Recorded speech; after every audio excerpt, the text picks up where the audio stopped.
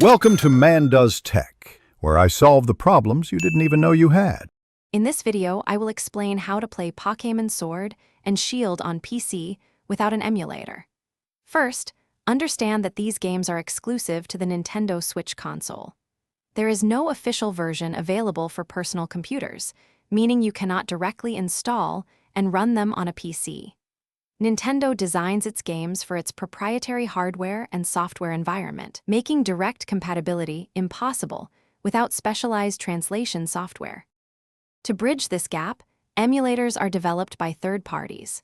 These programs act as a virtual Nintendo Switch, allowing your PC to understand and execute the game's code. Emulators translate the console's unique architecture into something your computer can process.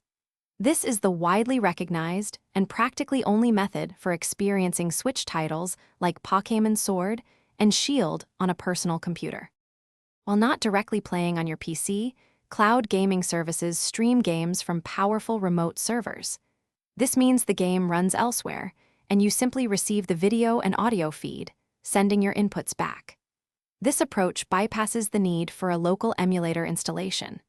However, official Pokémon Sword and Shield titles are not currently available on popular PC cloud gaming services. When considering emulation, it is crucial to be aware of legal and ethical aspects. To legally emulate a game, you typically need to own the original physical or digital copy. Acquiring game files, often called ROMs, from unauthorized websites is generally considered piracy.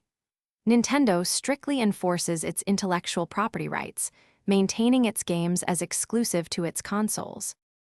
Thanks for watching. If you found this helpful, don't forget to like and subscribe.